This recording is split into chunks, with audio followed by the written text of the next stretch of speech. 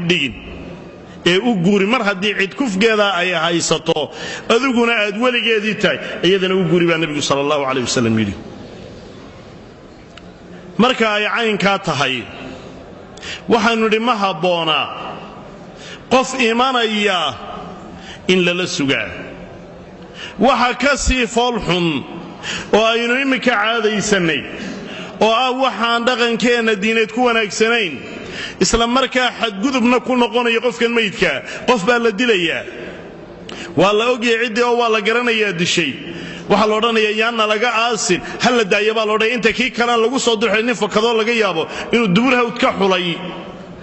in la yiraahdo daayo oo halka ku hayo cusbitaalka ayaa inta kii la soo qabanayay isagana la qisaasiyay xabaasha mar la wada gelinay daayo baa la odhanayaa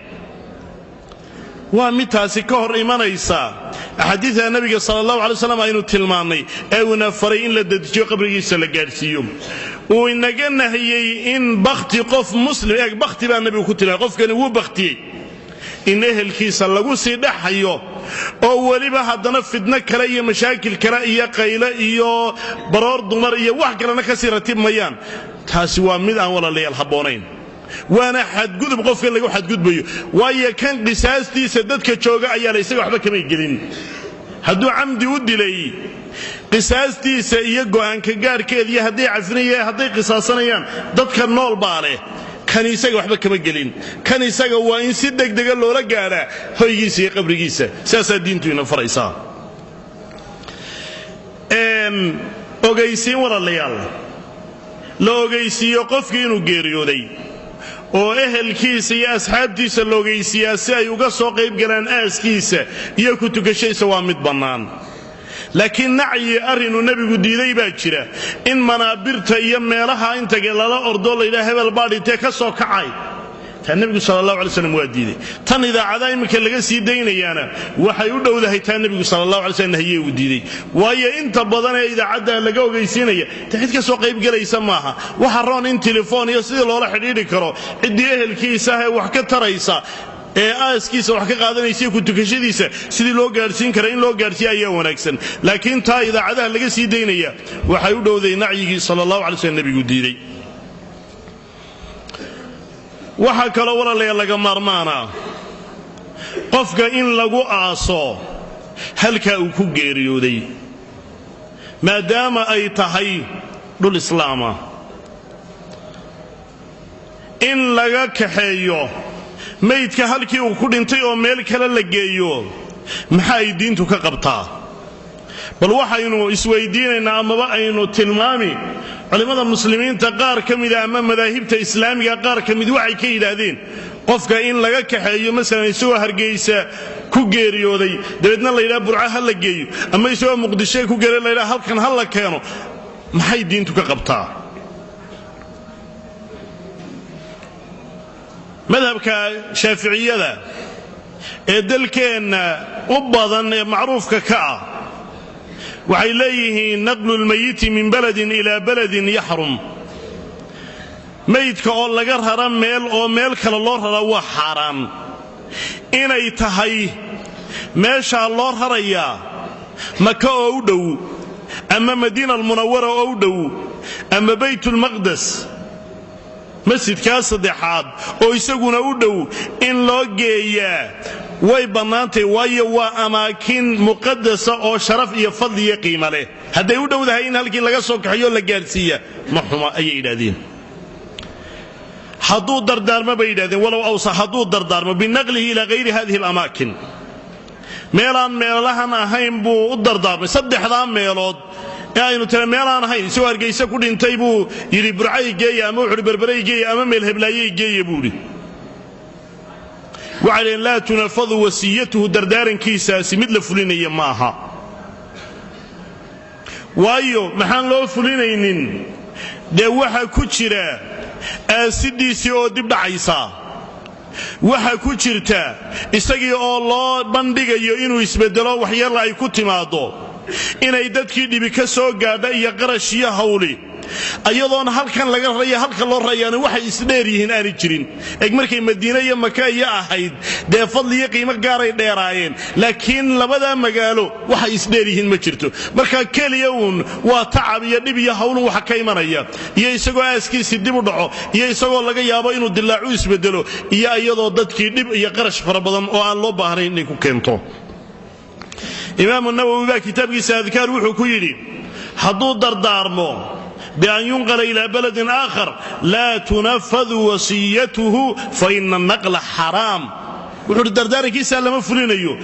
رريد دا يقاضي دا ميشا لغا قاضي بيشا كلا لقيني أنا حرام وي وحا كلاوا إلى ذي وحا حرانا إن قبرك لغا سو سارو دي إن مركا وجيدا أي جرتو صحيحة موياني ومثلا حديث سوى لما يرين لآسو أما قبلة ميران هين لو جيديو أما لغا يابو داديو إني مركا دي وحماشي إن أي بابين أيام والله سو ساري كرا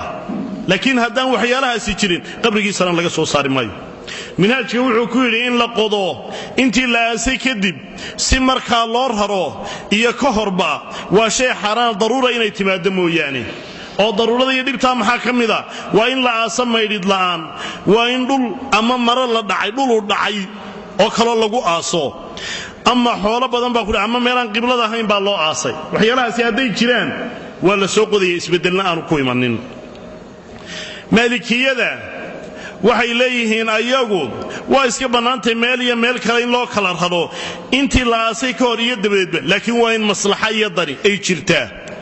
ahnaafdu waxay leeyihiin waa makruuh in meel laga rado meel kale loo radaa xanaabiladuna waxay yiraahdeen ujeedo saxiix ah inay ku jirto mooyaane lama rarayo bay yiraahdeen waxa ayana isweydiin leh oo ayadu taa aynu sheegayna ka duwan dadkeenni maanta waa kuwan u cararay dhulkii gaalada ee ay ahaydka ku islaamay u dhashay inuu ka soo guuro ka soo baxo waa kuwan waan u risq doonaynaa tagaya horta ma banaana qofka in qubuur gaala dhexdood lagu aaso marka inay soo raraan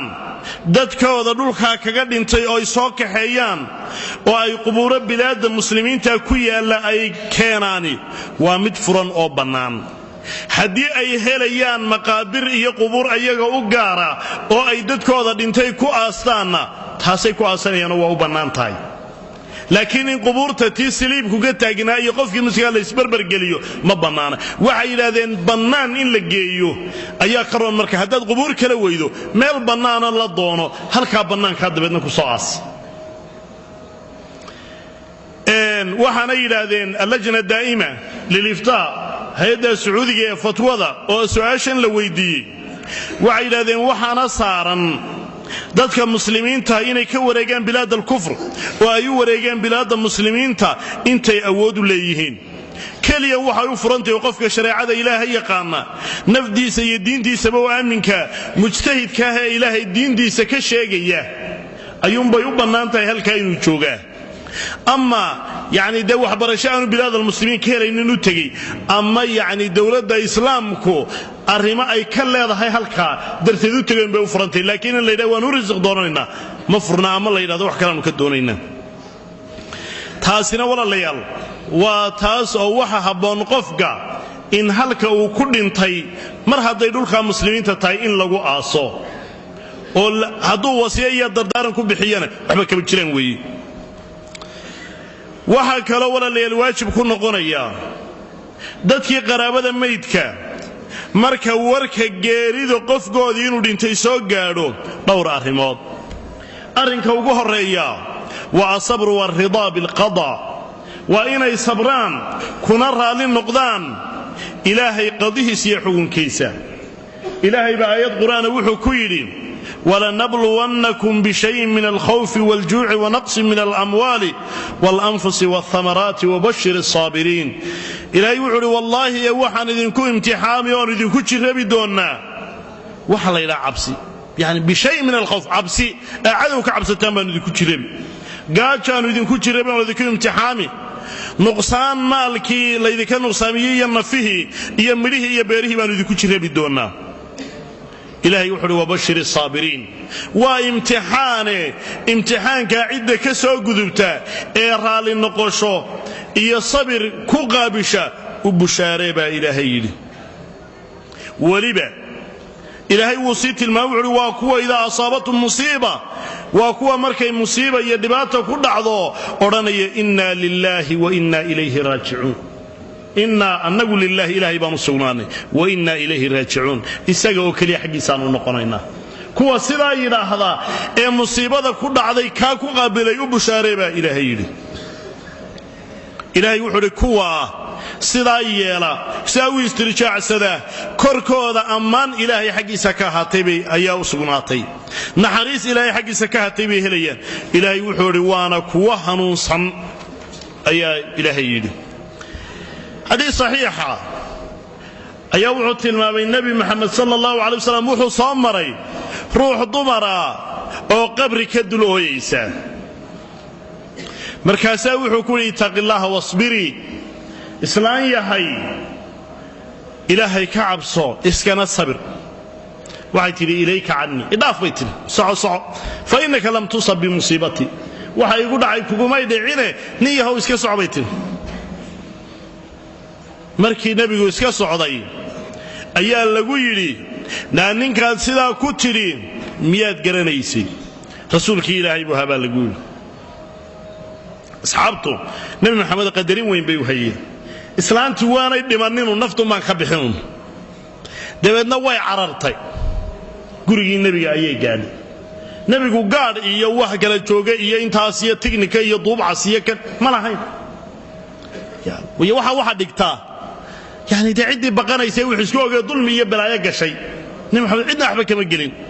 sidaas ay asxaabtiisina ahaayeen